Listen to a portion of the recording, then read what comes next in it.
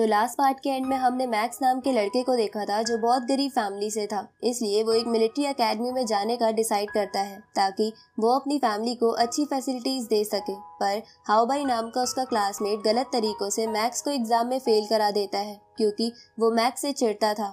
अब एग्जाम में फेल हो जाने की वजह से मैक्स निराश हो गया था, पर उसके पास एक मार्शल हॉल के चीफ आते हैं और उसे बताते हैं कि मैक्स की स्किल्स और स्पीड बहुत अच्छी है, जिसकी मदद से वो एक सूडो लेवल मार्शल प्रैक्टिशनर बन सकता है, लेकिन वो टाइटल हासिल करने के लिए उसे एक टेस्ट देना होगा। तो अब ये बात जानकर मैक्स खुश हो जाता है और टेस्ट देने के लिए मान जाता है। अब आगे तो इस पार्ट की शुरुआत में हम मैक्स के फादर को देखते हैं जो सुबह सुबह घर से जा रहे थे क्योंकि उन्हें कोई नया काम मिला था जिससे वो थोड़े पैसे कमा सकते थे। इस तरफ मैक्स भी तैयार होकर अपने घर के बाहर आ जाता है जहां चीफ कार में मैक्स का इंतजार कर रहे थे क्योंकि आज मैक्स का सूडो प्रैक्टिशनर बनने का टेस्ट था। अब मैक्स कार में बैठ जाता है जहां चीफ यांग वू नाम के लड़के से मैक्स को इंट्रोड्यूस कराते हैं क्योंकि यांग वू भी सूडो प्रैक्टिशनर का टेस्ट देने वाला था। इसके बाद चीफ उन दोनों को बताते हैं कि इस टेस्ट के बाद तुम्हारा एक और एग्जाम होगा और तभी तुम दोनों सूडो प्रैक्टिशनर बन पाओगे। ये सुन के यांग वू मैक्स से पूछता है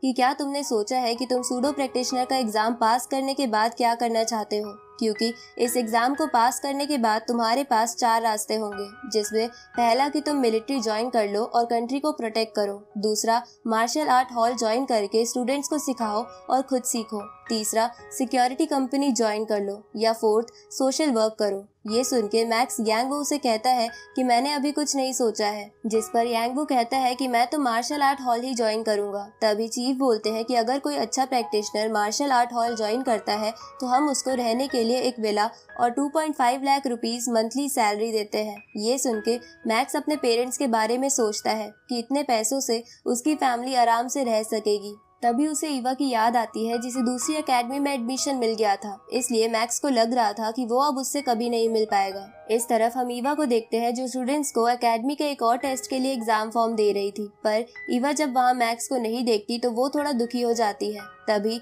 वहाँ जेक आ जाता है और ईवा से कहता है कि आज मैक्स नहीं आएगा क्योंकि वो सूडो प्रैक्टिशनर का एग्जाम देने गया है। ये सुन के पूरी क्लास हैरान हो जाती है। दूसरी तरफ मैक्स जिज्ञान हॉल पहुंच जाता है जहां उसका टेस्ट होने वाला था। अब उस हॉल में पहुंचने के बाद एग्जाम का इंस्ट्रक्टर मैक्स और एग्जाम देने आए बाकी स्टूडेंट्स को अलग अलग रूम में भेजता है, जहां जब मैक्स उस रूम की एक चेयर पर बैठकर एक स्पेशल हेलमेट पहनता है तो वो एक गेमिंग सिमुलेशन में चला जाता है जो बिल्कुल आउटर वर्ल्ड की तरह थी। अब वहां पहुंचने पर उन सबको अपने चारों ओर पिग और कैट मॉन्स्टर्स दिखते हैं, तो सब अपना अपना वेपन उठाकर उनसे लड़ना शुरू कर देते हैं, लेकिन मैक्स घबरा जाता है। तभी वहां एक टाइगर मॉन्स्टर भी आ जाता है, पर उनमें से एक बंदा उसे मार देता है। ये देखकर मैक्स भी खुद को संभालता है और अपनी स्वॉर्ड लेकर लगातार एक पिग पर अटैक करके उसे मार देता है। उसी वक्त मैक्स देखता है कि एक टाइगर मॉन्स्टर एक बंदे पर अटैक करने वाला है, तो मैक्स सही समय पर उस टाइगर बीस्ट को मार देता है। तभी उन सबको अपने रडार पर सिग्नल मिलता है कि उनकी पास वाली बिल्डिंग में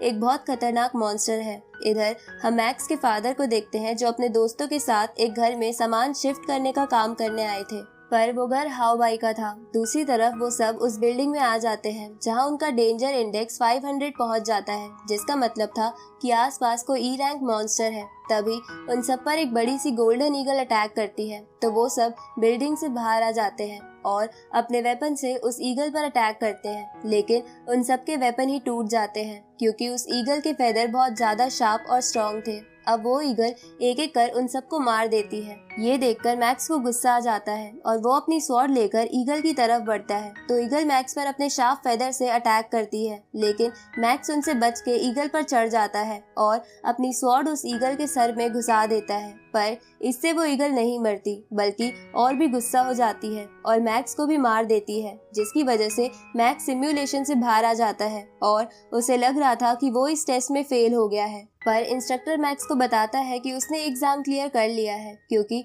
इस टेस्ट में उन्हें सभी मॉन्स्टर्स को मारने की जरूरत नहीं थी, बल्कि ये टेस्ट उनकी स्किल्स और स्ट्रेंथ पर उन्हें जज करता है। इसके बाद इंस्ट्रक्टर मैक्स को बताता है कि मैक्स की स्पीड और स्ट्रेंथ सभी कैंडिडेट से ज्यादा थी, जिसकी वजह से उसका स्कोर हाईएस्ट है। ये सुन के मैक्स खुश हो जाता है। अब वो इंस्ट्रक्टर पास हो चुके कैंडिडेट्स को कहता है कि उनका अगला एग्जाम अगले महीने होगा, जिसमें उन्हें असली मॉन्स्टर्स का सामना करना होगा, इसलिए वो सब अच्छे से अपने आप को ट्रेन करें। इसके बाद उन सबको नेक्स्ट एग्जाम के लिए कुछ ट्रेनिंग मेथड्स बताए जाते हैं, जिसके बाद मैक्स उस हॉल से निकल जाता है। इधर हम हाओ बाई के घर को देखते हैं, जहां हाओ बाई मैक्स के फादर को धक्का मारता है और उन पर झूठा आरोप लगाता है कि उन्होंने उसके घर का एक फर्नीचर तोड़ दिया है। ये सुन के मैक्स के फादर के दोस्त हाओ बाई से कहते हैं कि वो फर्नीचर पहले से ही टूटा हुआ था, पर हाओ बाई उनकी नहीं सुनता और उन सबको अपने गार्ड से पिटवाता है। पर तभी वहाँ मैक्स आ जाता है, जो अपने फादर को घर ले जाने आया था। पर मैक्स अपने पेरेंट्स को पिटता हुआ देखकर गुस्सा हो जाता है और हाओ बाई